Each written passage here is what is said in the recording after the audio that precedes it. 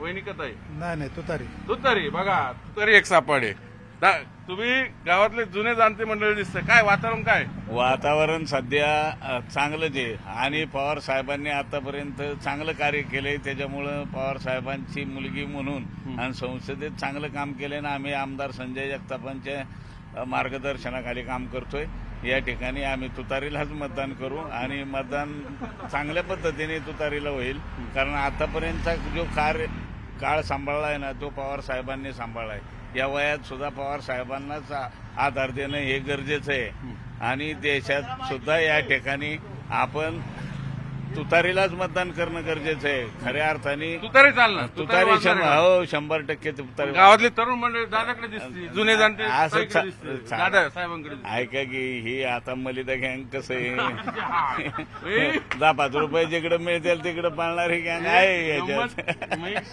क्वाईन शब्द मलिदा गँग हा क्वाईन केलेला आहे. रोहित पवारांनी ठरवून क्वाईन केलेला शब्द आहे. हा किती ग्रामीण भागात किती तळागाळात पोहोचलाय बघा. मग याला आपण झिरपणं म्हणतो ना, झिरपचं सिंधात. मग एखादं परसेप्शन तयार करायचं. पारापारावर परसेप्शन पोहोचलेलं आहे दादा, लक्षात ठेवा. आता इकडं काय ताई काय वहिनी आमच्या सुप्रियाताई स्वयं सुप्रियाताई ते नेहमी इकडे येतात. इकडे येतात संपर्क असतो गावात आलात का तुम्ही? आम्हाला भेटून पण जातात. भेटून पण हो जातात आणि आम्ही काय कामं असली सांगतो पण त्यांना कामं करतात का आणि ती कामं पण करतात. निधी पण देतात. काय भरपूर निधी देतात. भरपूर निधी हा. काय काय कामं केली बरीच कामे केली आहेत. वाट्यांची कामं केली आहेत. आता परत यायन शाळेचे काम केलेले आहेत. त्यांनी एक मला 10 लाख दिलेत नाही का? हा एक यायन शाळा 10 लाख रुपये दिलेले आहेत.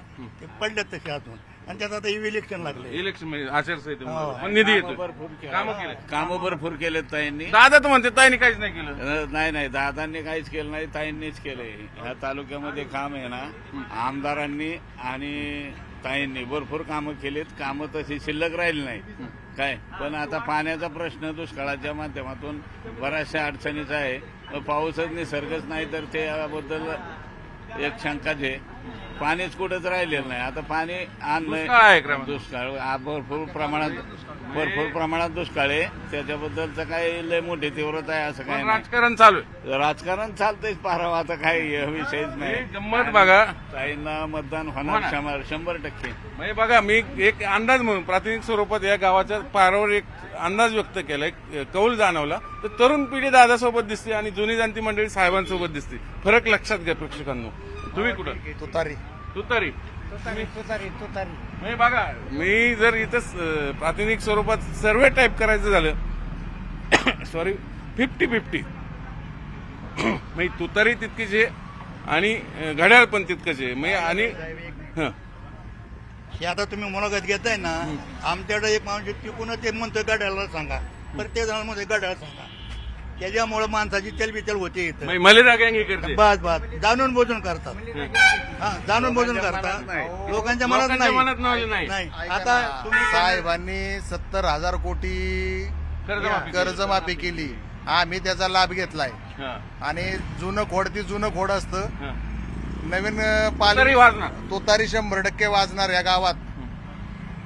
आणि ही मलिदा गँग ही आता सांगितलं ना, ही मलिदा गँग लगेच थांबली का इथं? नाही थांबली. जिकडं खायचे तिकडं बेळ तिकडं खेळ यांचं चालू असतो. परसेप्शन कसं असतं बघा राजकारणाचं. ही जुनी जाणती मंडळी आजही साहेबासोबत आहेत, म्हणजे पर्यायी ताईसोबत आहे. पण तरुण मंडळी ज्यांना ही मंडळी मलिदा गँग म्हणतात, गावातले कार्यकर्ते असते, 4 कामं मिळवतात, ठेकेदारी रस्त्याचं येते, ती सगळी दादाकडे आहेत. म्हणून ती सगळी दादांची घड्याळ चालवतात आणि ही सगळी तुतारी.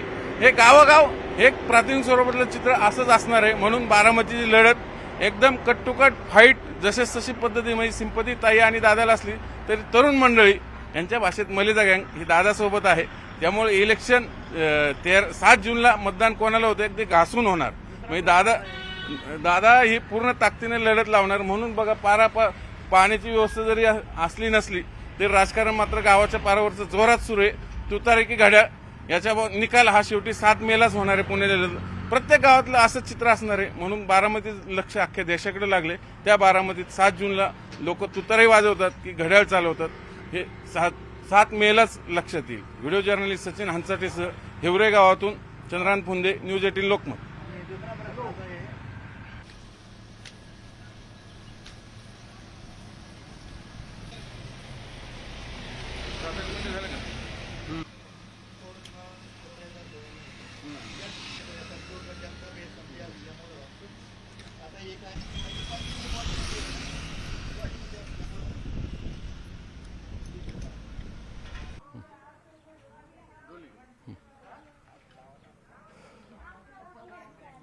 नमस्कार मंडळी, मी आज आलेलो आहे बारामती